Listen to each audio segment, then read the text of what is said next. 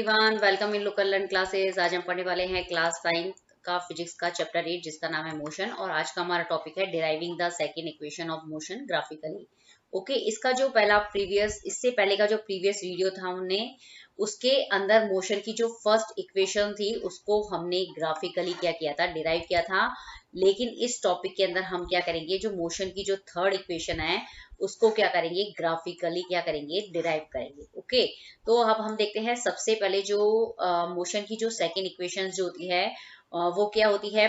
जो मोशन की जो सेकंड इक्वेशन जो होती है, the second equation of motion for position time relations. Okay, मतलब जो मोशन का जो सेकंड इक्वेशन जो होता है वो किसको बताता है, ऑब्जेक्ट की पोजीशन और टाइम के बीच में जो रिलेशन जो होता है वो शो करता है। और इस रिलेशन को हम इस फॉर्मूले से क्या कर सकते हैं, या इक्वेशन मोशन की इस इक्वेशन से हम क्या कर सकते हैं, रिप्रेजेंट कर सकते हैं। क्लियर?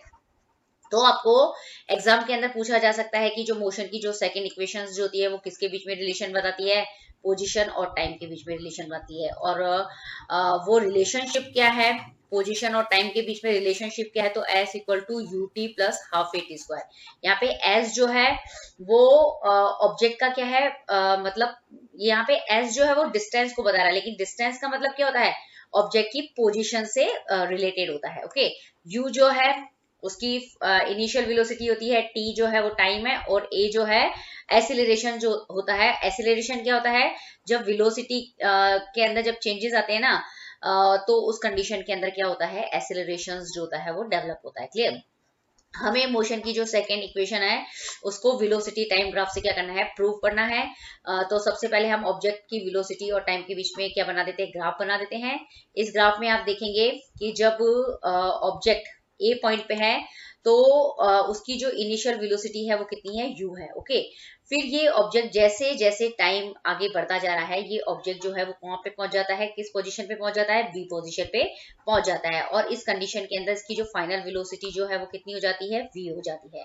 ओके, ऑब्जेक्ट को ए से बी तक जाने के अंदर कितना टाइम लग रहा है, टी टाइम लग रहा है। क्लियर? तो यहाँ पे ये वेलोसिटी टाइम ग्राफ है, और इसके अंदर जो ऑब्जेक्ट जो है वो कौन सा एसिलरेशन शो कर रहा है, यूनिफॉर्म एसिलरेशन जो है वो प्रूफ कर रहा है। क्लियर?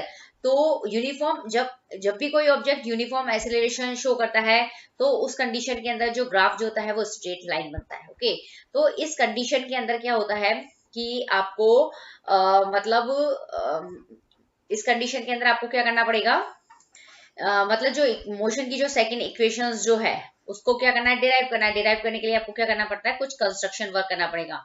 ओके, मतलब ऑब्जेक्ट जो है वो ए पोजीशन से कहाँ पे आ गया, बी पोजीशन पे आ गया। फिर इस बी से हम क्या करेंगे, इस टाइम वाले एक्सिस के ऊपर क्या करेंगे, एक परपेंडिकुलर लाइंस जो है वो डालेंगे। ओके, जो कहाँ पे मिल रही है, इस सी पॉइंट के ऊपर मिल रही है। क्लियर? अब इसी तरीके से बी से हम क्या करेंगे, जो ये वेलोसिटी एक्सिस जो है इसके ऊपर एक परपेंडिकुलर लाइन डालेंगे, जो वेलोसिटी एक्सिस के ऊपर किस पॉइंट पे मिलती है, ई पॉइंट पे मिलती है। ओके, इसी तरीके से जब ऑब्जेक्ट ए पे था उस कंडीशन के अंदर हम क्या करेंगे, इस बीसी जो परपेंडिकुलर लाइन हमने डाली है उसके ऊपर भी हम एक परपेंडिकुलर लाइन डालेंगे जो कहाँ मिलती है, डी पॉइंट के ऊपर मिलती है। ओके, तो ये हमने क्या किया है, कुछ कंस्ट्रक्शन वर्क किया है। क्यों किया है, क्योंकि हमें मोशन की जो इक्वेशंस जो है उसको क्या करना है, ग्राफिकली मेथड से डिराइव करना है। क्लियर? अब हम देखते हैं कैसे हम देखेंगे कि सबसे पहले हम देखते हैं कि जो एस जो है वो क्या है, डिस्टेंस है travel by the object. Okay, T क्या है, यहाँ पे टाइम को बता रहा है, और ए क्या है, वो यूनिफॉर्म एक्सेलरेशन को शो कर रहा है। ओके, अब हमें क्या अब हम ये तीनों चीज ग्राफ के अंदर देख लेते हैं। यहाँ पे एस क्या है, मतलब जब ऑब्जेक्ट ए से बी पे गया तो उसने कितना डिस्टेंस कवर किया, कितना मतलब डिस्टेंस को हमने यहाँ पे एस से शो किया है, तो कितना डिस्टेंस कवर किया है वो है ये एस। ओके, और टी क्या है, ऑब्जेक्ट ए को बी से लगने वाला टाइम है टी। क्लियर? और यहाँ पे जब ए से बी पे गया है तो उनकी वेलोसिटी के अंदर क्या हुआ, चेंजेस आए, मतलब वो यू से क्या हो गई है, वी हो गई है वेलोसिटी। जब भी वेलोसिटी के अंदर चेंजेस आता है तो एक्सेलरेशन जो होता है वो डेवलप होता है, उसको हमने किससे डिनोट किया है, ए से डिनोट किया है। ये हमने ग्राफ के अंदर इन तीनों पॉइंट को समझ लिया है। हमें क्या निकालना है, इक्वेशन ऑफ मोशन के अंदर हमें निकालना होता है पोजीशन। पोजीशन मतलब distance, distance travel by the object is given by area enclosed with O A B C in graph. मतलब हमें यदि ग्राफ के अंदर ये देखना है कि ऑब्जेक्ट ने कितना डिस्टेंस कवर किया है तो वो किसके बराबर होगा, वो होगा जो वहां पे एक फिगर बना है ना ओ ए बी सी, उसका जितना एरिया होगा वो किसके बराबर होगा, उस ऑब्जेक्ट के डिस्टेंस के बराबर होगा जिसने मतलब ए से बी पोजीशन के अंदर जाने में इतना डिस्टेंस कवर किया, वो किसके बराबर होगा, area of O A B C. Clear. तो यहाँ पे जो डिस्टेंस जो है वो किसके बराबर हो गया, मतलब एस किसके बराबर हो गया है, area of O A B C. Okay, इसको हम देख लेते हैं।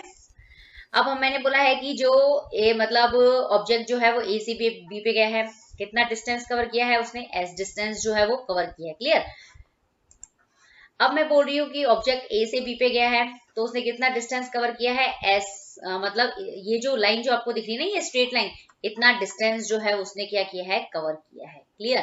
तो हमें क्या निकालना है, डिस्टेंस निकालना है। डिस्टेंस निकालने के लिए मतलब डिस्टेंस किसके बराबर होगा, ए से बी तक गया। ओके, तो ये जो मतलब एरिया हो ना ओ ए बी सी, मतलब अगर हम इसका एरिया निकाल ले तो हम क्या फाइंड आउट कर सकते हैं कि उस मतलब ऑब्जेक्ट ने मतलब ए से बी तक जाने के अंदर कितना डिस्टेंस कवर किया, वो फाइंड आउट कर सकते हैं। ओके, तो जो ओ ए बी और सी जो है वो किससे मिलकर बना है, एक तो रेक्टेंगल से मिलकर बना है, एक बना है ट्राइंगल से मिलकर बना है। क्लियर। तो यदि हम रेक्टेंगल का एरिया निकाल दें, ट्राइंगल का एरिया निकाल दें, तो हम क्या कर सकते हैं, और मतलब उस कंडीशन के अंदर हम डिस्टेंस फाइंड आउट कर सकते हैं जो ऑब्जेक्ट ने ए से बी तक जाने के अंदर क्या किया है, कम मतलब कवर किया है। क्लियर। अब आपको ये समझ में आ गया, O A B C area of rectangle किसके बराबर है, ओ ए डी सी और area of A B D. Okay, तो ये आपको बात समझ में आ गई होगी। यहाँ पे ये जो रेक्टेंगल है ओ ए डी सी और area A B D. Clear. तो इन दोनों की क्या हो जाएगी, बराबर हो जाएगी। ओके, अब जो रेक्टेंगल का जो एरिया होता है वो किसके बराबर होता है, लेंथ इंटू ब्रेड्थ के बराबर होता है। तो लेंथ कितनी है, ओ ए और ओ सी, और यहाँ पे प्लस का साइन है, ये प्लस का साइन। क्लियर। और जो ट्राइंगल का जो एरिया होता है वो किसके बराबर होता है, हाफ बेस इंटू हाइट। तो बेस कितना है, एडी, और हाइट कितनी है, एडी के बराबर। तो इसको हम पिक्चर से वापस देख लेते हैं। यहाँ पे जो रेक्टेंगल है उसकी ये लेंथ कितनी है, ओ ए, ये लेंथ है ओ ए, और इसकी जो ब्रेड्थ है वो ओ सी। ओके, यही लिया हमने। और जो हमने वहां पे ट्राइंगल का जो एरिया लिया है वो हाफ इंटू बी सी। तो बी सी मतलब बी मतलब base into height, B into H, sorry. तो हाफ बेस कितना है, एडी, और हाइट कितनी है उसकी, बी डी। ओके, तो उसको हमने क्या निकाल दिया है, ट्राइंगल का एरिया निकाल दिया है। तो आपको ये यहाँ तक पॉइंट समझ में आ गया होगा मेरे ख्याल से। तो मतलब कुल मिला के यहाँ पे है कि रेक्टेंगल का एरिया निकालना है तो लेंथ इंटू ब्रेड्थ से निकालेंगे, और एरिया ऑफ ट्राइंगल निकालना है तो हाफ बेस इंटू हाइट से निकाल लेंगे। ओके, अब आपको पता है फिगर के अंदर ओ ए क्या है, इनिशियल वेलोसिटी है, और ओ सी किसके बराबर है, ए डी के बराबर है, जो किसको शो कर रहा है, टी को शो कर रहा है, और बी डी क्या है यहाँ पे, ए टी के बराबर है। ओके, ये अभी मैं आपको पूरा बताती हूँ किस तरीके से है। क्लियर। तो अब हम देख लेते हैं, ये जो ओ ए है वो किसके बराबर है, यू के बराबर है। ओके, और ये जो ओ सी जो है वो क्या है, टी है, और ओ सी किसके बराबर है, ए डी के बराबर है। O C equal to A D, O C equal to A D, ये दोनों एक दूसरे के बराबर कैसे हो सकता है, क्योंकि रेक्टेंगल की जो अपोजिट साइड्स जो होती है वो एक दूसरे की क्या होती है, इक्वल होती है, इसीलिए ओ C equal to A D. अगर ओ सी की वैल्यू टी है तो ए डी की वैल्यू भी कितनी होगी, टी ही होगी। क्यों, क्योंकि ये रेक्टेंगल की अपोजिट साइड्स है। क्लियर। अब हम क्या करेंगे, ये जो B D equal to A T है ये हमने कहाँ से निकाला है, ये जो इक्वेशन की जो फर्स्ट मोशन की जो फर्स्ट इक्वेशन है उससे हमने क्या करा है, इसको निकाला है, और ये हमें पता है B D equal to A T होता है। तो हम ये वैल्यू जो है ना वो मतलब याद रखेंगे, और बी डी इक्वल टू हम क्या कर देंगे, ए टी कर देंगे। क्लियर। तो यहाँ पे अब हम क्या करेंगे, हमारी जो मेन इक्वेशन जो है वो एस इक्वल टू क्या हो गया, हमें ये जो है ना इस वाली मतलब ये जो इक्वेशन है उसके अंदर क्या करनी है, ये वाली जो इक्वेशन है, एक मिनट, जस्ट अ मिनट। अब हम क्या करेंगे, ये जो ओ इक्वल टू यू है, ओके, और ओ सी इक्वल टू या फिर ओ सी इक्वल टू और O C equal to A D equal to क्या टी है, और बी डी इक्वल टू क्या है, ए टी। ये जो वैल्यू जो है ना हम क्या करेंगे, ये जो इसके अंदर क्या करेंगे, ये सारी वैल्यू जो है वो पुट कर देंगे। तो आप देखेंगे कि एस इक्वल टू क्या हो जाएगा, अगर आप ओ ए की जगह रखेंगे तो यू और ओ सी की जगह रखेंगे तो टी। ओके, और प्लस ये यहाँ पे आएगा प्लस। ओके, ये यहाँ पे प्लस, और प्लस हाफ, और एडी की वैल्यू कितनी है, टी, और जो बी डी की वैल्यू है वो 80 है। ओके, अब आप क्या करेंगे, इसको सॉल्व कर लेंगे। S equal to U T plus half A T square. Okay, ये यू टी प्लस हाफ और ये टी और टी क्या हो जाएगा, स्क्वायर हो जाएगा, और ये ए और है तो क्या हो जाएगा, ए टी स्क्वायर है। यही क्या है, इक्वेशन की मोशन की सेकंड इक्वेशन है, जिसको हमने क्या किया है, वेलोसिटी टाइम ग्राफ से क्या किया है, डिराइव किया है। ओके, ये जो इक्वेशंस जो होती है वो किसको बताती है, पोजीशन और टाइम के बीच के अंदर रिलेशंस को बताती है, और इसके ऊपर बेस्ड बहुत सारे न्यूमेरिकल्स आते हैं। तो आपको वहां पे अगर आपको मतलब यदि ऑब्जेक्ट की पोजीशन फाइंड आउट करनी है, ओके, तो आप क्या करेंगे, इक्वेशन की जो मोशन की जो सेकंड इक्वेशन है उसको अप्लाई करेंगे, और क्या करेंगे, उन न्यूमेरिकल्स को क्या करेंगे, सॉल्व करेंगे। क्लियर? तो यदि आपको ये वीडियो पसंद आए तो प्लीज इसे लाइक कीजिए, शेयर कीजिए, और लुक एंड लर्न क्लासेस को मोटिवेट करने के लिए इसको सब्सक्राइब जरूर कीजिए, और नोटिफिकेशन बेल को हिट जरूर कीजिए लेटेस्ट अपडेट के लिए। Thank you very much.